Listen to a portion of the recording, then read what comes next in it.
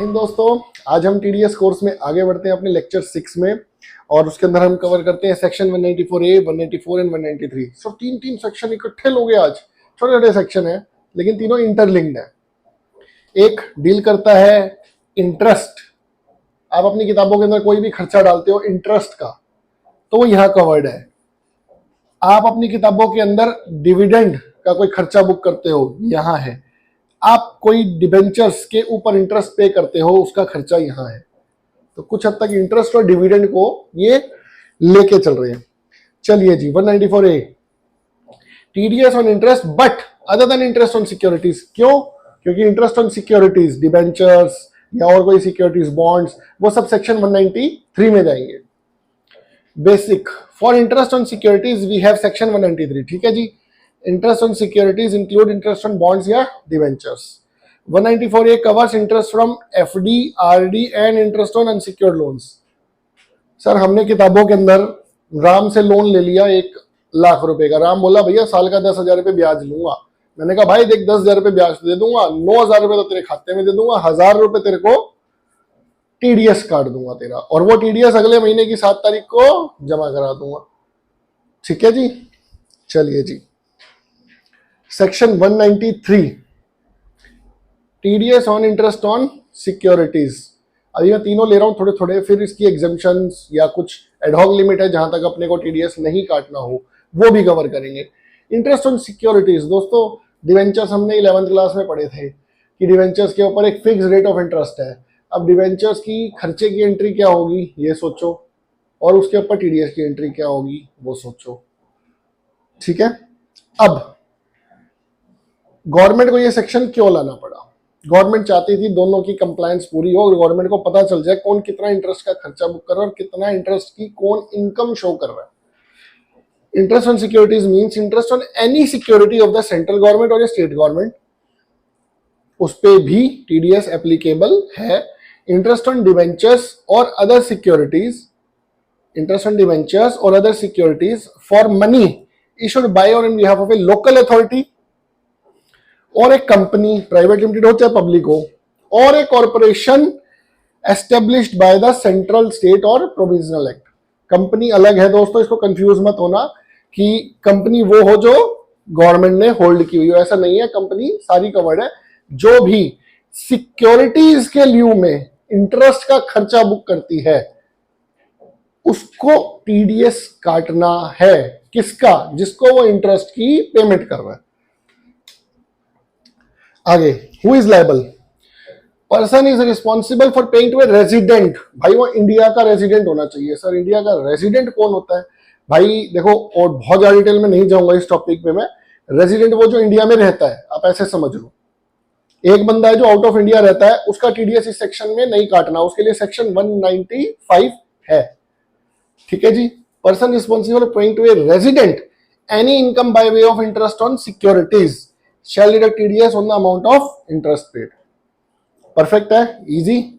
when, sir when का answer मैं दूंगा जब सर या तो मैं इंटरेस्ट का खर्चा बुक कर लूं अपनी किताब में या उसको पेमेंट कर दूं, whichever is earlier। हाँ, देखो आप कितने समझदार बच्चे हो मेरे, अब आपको सब याद होता जा रहा है और ये बहुत ही इजी है, कुछ है ही नहीं इसमें। The tax is to be deducted either at the time of payment thereof in cash or by issue of a check or at the time of credit of interest to the account of the payee. मेरी किताब में वो खर्चा book हो जाए, which ever is earlier. ठीक है दोस्तों, आगे बढ़ते हैं सेक्शन 193। अब रेट, एनी डिवेंचर्स और securities other than a security of the central और state government for any money issued by और on behalf of the local authority और corporation established by the state और प्रोविजनल एक्ट। अभी इसके अंदर कुछ exemptions भी आएंगे। ठीक है। Any debentures issued by a company where such debentures are listed on a recognized stock exchange, इस पे 10% TDS अब आ गया है, वो भी आपको बताऊंगा कैसे आया है। Debentures not listed on a recognized stock exchange 10% TDS। Sir एक बात बताओ, आपने लिखा other than a security of the central government. Sir ऐसा क्यों लिखा? मतलब सेंट्रल गवर्नमेंट का अगर कोई सिक्योरिटीज है, अगर उस पर इंटरेस्ट दिया जा रहा है तो क्या टीडीएस कटेगा? दो चीजें, क्या सेंट्रल गवर्नमेंट, स्टेट गवर्नमेंट का डिवेंचर्स इशूड है और आपने सेंट्रल गवर्नमेंट का कोई डिवेंचर्स मैंने परचेज किया हुआ है, उसके ऊपर मुझे इंटरेस्ट मिलता है, मान लीजिए साल का 1 लाख रुपए, क्या मेरा टीडीएस कटेगा? Answer is no. Central government मेरे को पैसा दे रही है फिर भी टीडीएस नहीं कटेगा, उसकी एक एग्जेम्पशन है। ठीक है जी। रेट अपने को पता चल गया, 193 सेक्शन का रेट ऑफ टीडीएस है 10%। अब इसके अंदर एग्जेम्पशन क्या क्या है? अगर पावर फाइनेंस कॉर्पोरेशन लिमिटेड के कैपिटल गेन्स बॉन्ड है या 54 ईसी के इंडियन रेलवे फाइनेंस कॉर्पोरेशन, ये गवर्नमेंट के बॉन्ड्स है, अगर इसका इंटरेस्ट है भी तो टीडीएस नहीं कटेगा। ठीक है, कोई बात नहीं। एक 8% सेविंग टैक्सेबल बॉन्ड्स है गवर्नमेंट के, ठीक है, अगर उसकी लिमिट 10,000 रुपए तक का उसमें इंटरेस्ट दिया जा रहा है तो कोई टीडीएस नहीं कटेगा। अगर उससे ज्यादा है तो टीडीएस कटेगा। आपके प्रैक्टिकली में बहुत ज्यादा यूजफुल होगा नहीं, क्योंकि गवर्नमेंट के ऑडिटर्स को करना है चेक, आपको नहीं करना है। अब एक एग्जेम्पशन थी पहले जो इस बजट 2023 में गवर्नमेंट ने चेंज कर दी। क्या थी वो? अगर मेरा शेयर स्टॉक एक्सचेंज पे लिस्टेड है, मेरे शेयर का प्राइस रोज मार्केट की फ्लक्चुएशंस झेलता है और मैंने कोई डिबेंचर्स इशू कर रखे हैं और मैं उस पे इंटरेस्ट पे भी करता हूं तो भी टीडीएस नहीं काटना था। अब इंडिया के अंदर ना लोग दिमाग बड़ा लगाते हैं, कहते भैया टीडीएस नहीं कट रहा ना, हमारे इनकम टैक्स के पोर्टल पे दिखाई नहीं दे रहा, बहुत बढ़िया, इनकम को छुपा लो, इनकम को मत दिखाओ। तो गवर्नमेंट ने कहा भैया ऐसे नहीं चलने देंगे। अगर अब आपका 1 अप्रैल 2023 से अगर अब आपका शेयर लिस्टेड हो स्टॉक एक्सचेंज पे और आपने डिवेंचर्स इशू किए हुए हैं तो आपको उनके इंटरेस्ट पे टीडीएस काटना है। ठीक है, ये अमेंडमेंट आई है फाइनेंस बिल से। Exemption has been withdrawal, tax shall now be deductible at source on any other interest payable on any security issued by a company where such security is in dematerialized form and is listed on a recognized stock exchange। अब दोनों ही कंपनियों को TDS काटना है, जो listed हो stock exchange पे उसको भी काटना है, जो लिस्टेड ना हो उसको भी काटना है। पहले 31 मार्च 2023 तक सिर्फ जिनका शेयर लिस्टेड नहीं था स्टॉक एक्सचेंज पे सिर्फ उनको टीडीएस काटना था, अब दोनों को काटना है। तो यानी कि सिंपल है, जिस कंपनी ने डिबेंचर्स बॉन्ड इशू करे 1 अप्रैल 23 के बाद उसको टीडीएस काटना ही काटना है इंटरेस्ट की फिगर पे। ठीक है जी। सेक्शन 194 सर, हाँ 3 सेक्शन थे ना, तीसरा 194 है जी। Deduction of tax from dividends. Dividend मिलता है शेयर्स के ऊपर, कंपनी डिविडेंड डिक्लेयर करती है, मान लीजिए पर शेयर 2 रुपए का डिविडेंड हम दे रहे हैं, तो अगर वो डिविडेंड की वैल्यू 5,000 रुपए है ना भैया, हाँ आगे है वो, अगली स्लाइड पे है, ओके। किसको काटना है? Principal officer of the company. ठीक है जी, कंपनी के एक बंदे की ड्यूटी लगा दी भैया प्रिंसिपल ऑफिसर की। ठीक है, when TDS is required to be deducted before making any payment. Dividend declare कर दिया, पेमेंट कर रहे हैं, TDS is required to be deducted before making any payment by any mode in respect of any dividend or before making any distribution or payment to a shareholder who is a resident of India if any dividend is within the meaning of section 222 ABCDE। देखिए इसमें detail में मत जाना sir, इन sections में क्या है, हम अपने टीडीएस के मुद्दे पे रहते हैं। टीडीएस डिडक्ट करना है before making a payment of dividend. No tax is to be deducted at source, कोई टैक्स नहीं कटेगा। Where the dividend is payable to a share holder, obvious सी बात है डिविडेंड शेयर होल्डर को मिलता है, डायरेक्टर को नहीं मिलता, प्लीज नोट। ठीक है, who is an individual, it is paid by any mode other than cash. Bank से ही पे होता है दोस्तों डिविडेंड, कैश में किसको मिला है डिविडेंड आज तक? ठीक है, the amount of such dividend और एज द केस में be the aggregate amount of such dividend distributed और paid in a financial year by the company does not exceed 5,000। अरे यार 5,000 रुपए का डिविडेंड बांट रहे हो और 100 बंदों का टीडीएस काट दोगे, 5,000 टोटल डिविडेंड का अमाउंट बोल रही है। तो कंपनी गवर्नमेंट ने बोला भाई देख, साल का 5,000 रुपए का डिविडेंड दे रहे हैं ना अपने शेयर होल्डर्स को, दे ले, टीडीएस नहीं काटना। Under section 194 where the dividend is credited और paid to life insurance corporation of India. अरे भैया हमारा पैसा हमको ही दे रहे हो टीडीएस काट के, तो गवर्नमेंट ने कहा भैया एलआईसी को छोड़ देना। General insurance corporation of India, क्योंकि एलआईसी के अंदर बहुत मेजर स्टेक गवर्नमेंट का, इसलिए मैं ऐसा बोल रहा हूँ। General insurance corporation of India और any 4 companies form under it, any other insurer, ये इनका टीडीएस मत काटना। सर इनको डिविडेंड मिलता है, अब ऐसा एलआईसी भी शेयर्स खरीदते हैं। अब आप देख लो, एलआईसी कहते हैं ना सेफ है, सेफ है, शेयर मार्केट में पैसा नहीं है। LIC ने भी शेयर मार्केट में पैसा लगाया हुआ है, जिसकी एवज में गवर्नमेंट ने एग्जम्पशन दी हुई है। अगर उनको शेयर होल्ड करने के बदले कोई डिविडेंड मिलता है तो उस पर TDS नहीं काटना, वरना बहुत सारा पैसा उनका डिविडेंड में ही ब्लॉक हो जाएगा। कुछ नहीं है, बिजनेस ट्रस्ट है, इसको छोड़ दीजिए आप। Any other person has may be notified by the central government, कोई नोटिफिकेशन होगा तो बता देंगे। अब थोड़ा सा इजीनेस के लिए, pair can be any person, पेई नीड्स टू बी रेजिडेंट, मतलब जिसको पैसा मिल रहा है दैट शुड बी रेजिडेंट। अब सर आप ये बोलोगे सर ये तो अभी हम लिस्टेड डिवेंचर्स की बात कर रहे थे, लिस्टेड ऑन स्टॉक एक्सचेंज, अब यहां पे कर दिया एनी पर्सन। सर 3 सेक्शन है, कंफ्यूज मत होना। 193 सिक्योरिटीज, जहां पे private limited company securities issue करती है, public limited company securities issue करती है, वो सेक्शन उसके ऊपर एप्लीकेबल है 193। 194 सेक्शन डिविडेंड्स के ऊपर एप्लीकेबल है, डिविडेंड भी प्राइवेट लिमिटेड या पब्लिक लिमिटेड कंपनी ही बांटेगी अपने शेयर होल्डर्स को। तीसरा सेक्शन जो सबसे पहले हमने कवर किया था 194A, अगर मैंने राम से लोन लिया, मैं इंडिविजुअल हूं और मैंने राम से लोन लिया, तो मुझे राम के लोन पे जो मैं ब्याज दे रहा हूं उस पर TDS काटना है।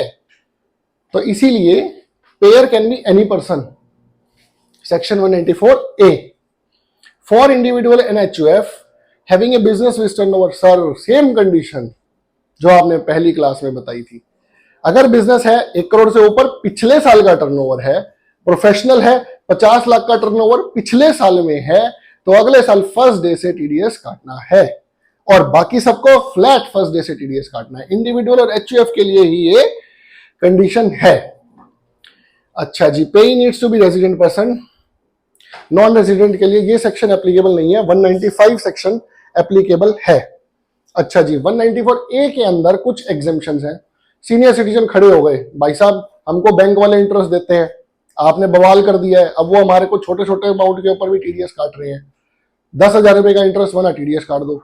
तो भैया एक एग्जम्पशन है, सीनियर सिटीजन को 50,000 रुपए तक, बाकी सबको 40,000 रुपए तक।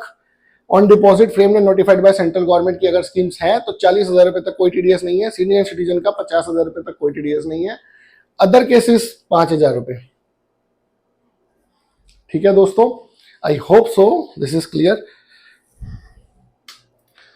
अगर आपने पैन नहीं दिया बैंक को, तो बैंक 10% की बजाय 20% TDS काट देगा, या राम ने मेरे को पैन नंबर नहीं दिया जिसको मैं ब्याज दे रहा हूं, तो 20% TDS काट के जमा करा दूंगा, और वो राम को रिफंड भी नहीं मिलेगा। ठीक है जी। Interest paid by partnership firm to partner के ऊपर कोई TDS नहीं है। पार्टनरशिप के अकाउंट्स कर रहे हो ना आप 11th क्लास में, 12th क्लास में आपने किए होंगे, 12th में किए होंगे, IAS 11th में तो नहीं थे, हाँ 11th में तो बैलेंस शीट सिखाई जाती थी सिर्फ। तो अगर आपने इंटरेस्ट पे किया पार्टनरशिप फर्म में, पार्टनर्स को तो कोई TDS एप्लीकेबल नहीं है। 12% होता था ना पार्टनरशिप डीड के हिसाब से। Interest paid to any bank, LIC, UTI और एनी अदर इंश्योरेंस कंपनी, ठीक है, ये कवर नहीं है।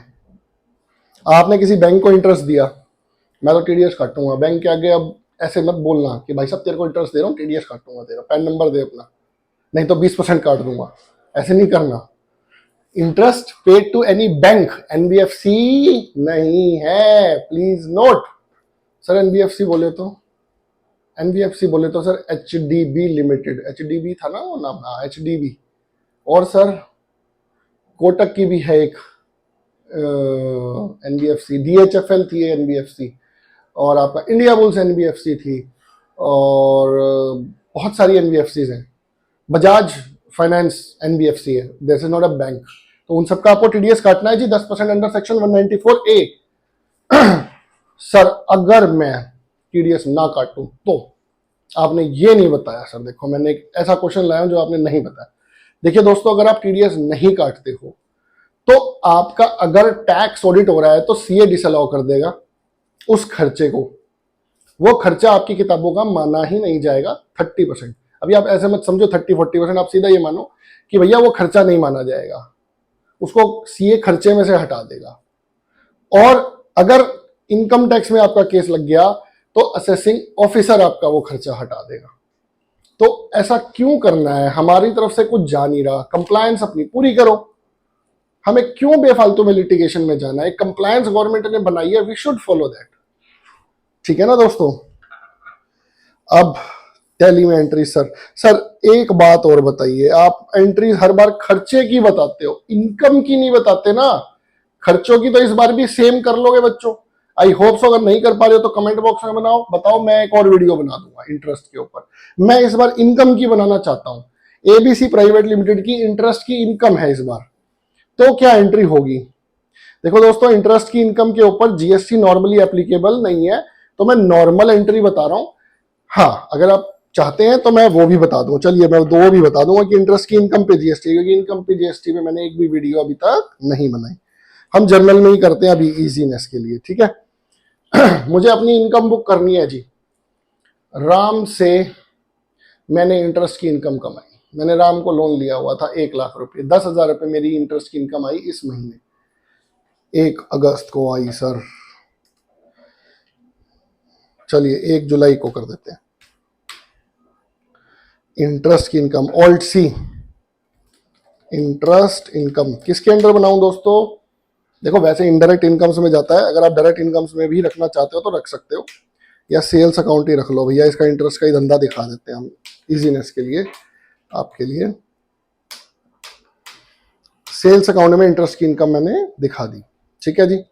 अब ऑल इनकम्स आर क्रेडिटेड, तो ये इंटरेस्ट की इनकम डेबिट में चली गई है, अभी इसको ठीक करते हैं। राम को पहले, दोस्तों राम का मैं एक लेजर बना रहा हूँ। राम अंडर सन्ड्री क्रेडिटर्स रखूं क्या डेटर्स रखूं? सर इस बार तो हमारी इनकम आ रही है, डेटर्स रखो ना, पैसा भी आने दो। कंपनी में पैसा ही नहीं आया हमारी, हर बार हमारा कैश नेगेटिव पहुंचा देते हो। चलिए जी, अनरजिस्टर्ड रख देते हैं। राम अकाउंट डेबिट, मैंने इंटरेस्ट की इनकम बुक करी। क्रेडिट, क्रेडिट क्रेडिट क्रेडिट क्या रखा था भैया नाम हमने? मैं तो नाम ही भूल गया जी। सेल्स में इंटरेस्ट इनकम कहाँ है, मेरे को दिख ही नहीं रहा, ये रहा इंटरेस्ट इनकम, ठीक है जी। अब इसकी एंट्री क्या होगी देखते हैं। प्रॉफिट एंड लॉस में अब जाते हैं जी। ये हमारे खर्चे नहीं हटे पिछली बार के, अभी हटा देते हैं इनको। चलिए जी, अब ये एंट्री हमारी इंटरेस्ट की इनकम सेल्स अकाउंट में आ गई, 10,000 रुपए। 10,000 रुपए ही हमारा नेट प्रॉफिट आ गया। अब हमारा टीडीएस कटेगा। क्या मैं टीडीएस को अंडर ड्यूटीज एंड टैक्सेस बनाऊं या टीडीएस को अंडर करंट एसेट बनाऊं? सोचो सोचो, तब तक मैं अपनी पुरानी एंट्रियां डिलीट कर देता हूं।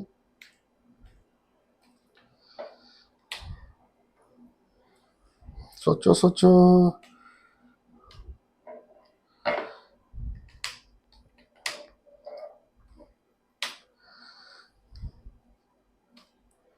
डिलीट ऑल्ट डी से होती है दोस्तों, अगर आपको डिलीट में कुछ दिक्कत आ रही है तो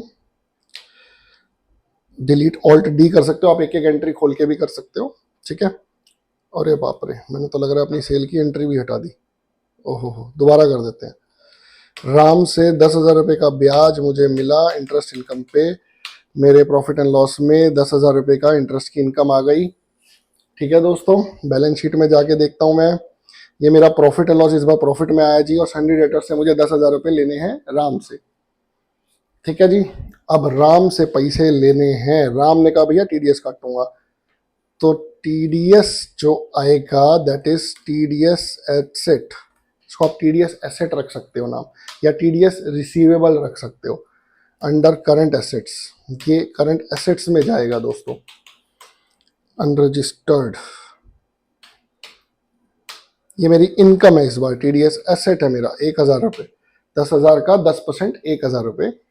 1 लाख का लोन दिया था, उसका 10% मेरा बना इंटरेस्ट, हमने ये मानना है 10,000 रुपये, और 10,000 का 10%, 1,000 रुपये मैंने टीडीएस काट दिया।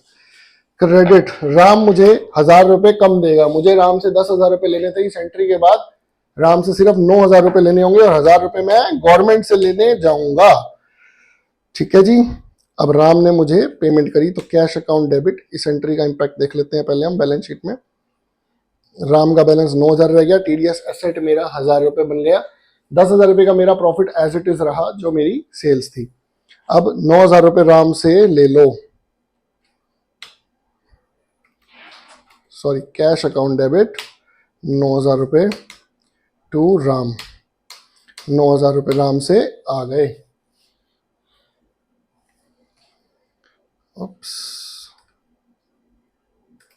राम से 9,000 रुपये आ गए, उसका कोई इम्पैक्ट हमारे प्रॉफिट एंड लॉस में नहीं पड़ा। बैलेंस शीट में राम का बैलेंस 0 हो गया, 10,000 का प्रॉफिट, 9,000 कैश इन, 1,000 रुपये टीडीएस एसेट। सर टीडीएस के एसेट की एंट्री खत्म कर दो ना, 1,000 रुपये इससे भी कैश में लेके खत्म कर दो, जैसे टीडीएस पेबल को खत्म करते थे। नहीं, जो ये टीडीएस एसेट बना है ना, ये अगले साल 31 मार्च 2024 को जब मैं इनकम टैक्स की रिटर्न भरूंगा, उसमें जो मेरा टैक्स पेबल बनेगा उससे एडजस्ट होगा। ये एक एंट्री में लास्ट लेक्चर में आपको बताऊंगा, ठीक है, वो कैसे होगी, उसको सेट ऑफ एंट्री कैसे होगी। ठीक है दोस्तों, आशा करता हूं आपको वीडियो क्लियर हो रही है। 193, 194A एंड 194 सिक्योरिटीज और डिविडेंड और इंटरेस्ट। ठीक है, आप ऐसे ही हमारे चैनल के साथ बने रहिए, हम नई नई चीजें आपके लिए लाते रहेंगे। जय हिंद दोस्तों। Learn something from everyone you meet in your life, whether they are your juniors or seniors, because nobody knows everything, but everybody knows something. And education and hospitalization should never be commercialized. Jai Hind.